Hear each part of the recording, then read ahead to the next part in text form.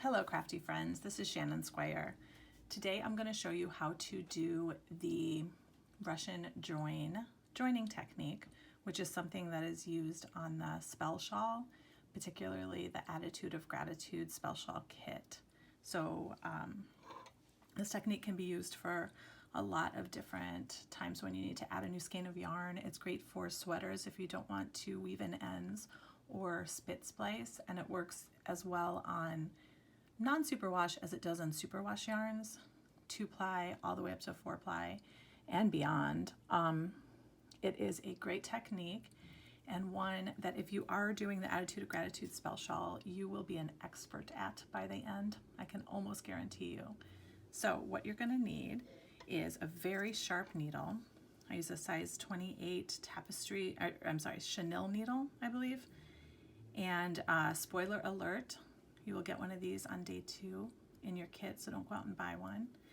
And you'll need a pair of scissors, and you'll need your 2 yarns. I recommend practicing quite a bit on this because the technique is not difficult, but it definitely benefits from practice. Practice makes better, isn't that what they say? So what you're going to do is you're going to take your first yarn, and that'll be the yarn that is attached still to your project.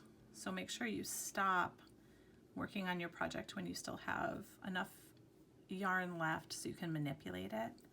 I usually stop a couple, maybe about a foot from when I need to change. You're gonna thread your needle and then just leave a small tail. You don't need much of a tail at all. Definitely leave enough so you're not gonna pull it through. And for your first couple of times, you'll probably leave a longer tail than this, just because that's one less thing that you have to worry about. And then what we're going to do is use our left hand to open up the plies. See how they get kind of puffy and open? This is a 2-ply yarn. And you're going to hold them open, and then you're going to take your needle. And this is why we have a very sharp needle, because we're going to take our needle and we're going to try to run it through those plies. Doesn't have to be perfect.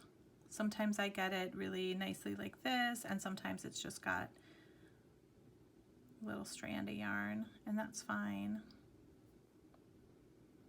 I usually like to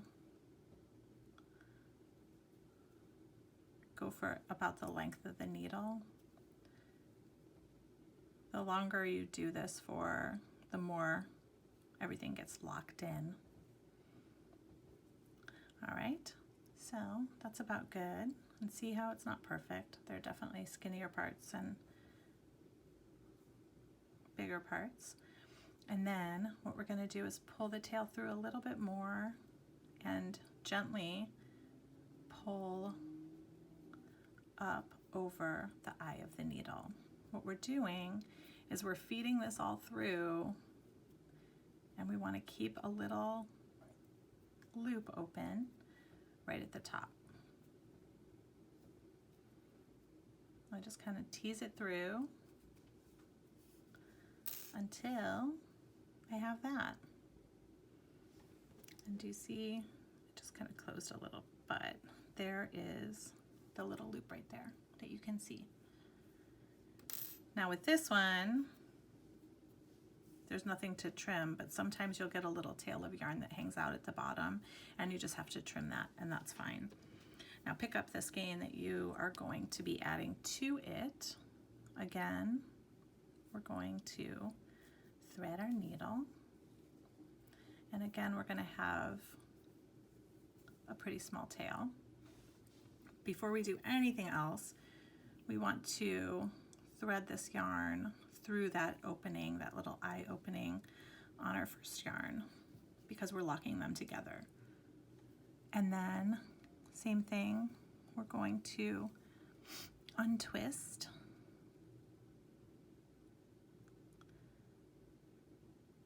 the yarn like so.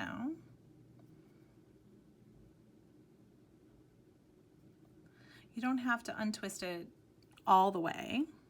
We just want to open it up so it's easier to thread that sharp needle through.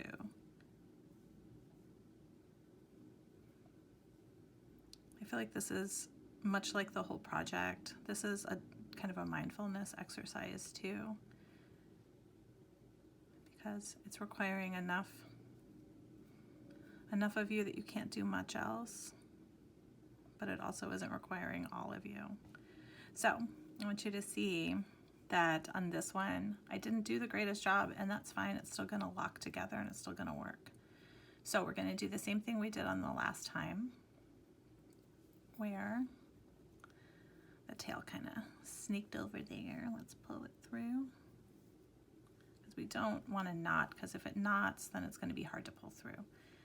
But here's what we're doing, and we're going to sneak it up or pull it up like this, gently and slowly. Again, practicing our mindfulness.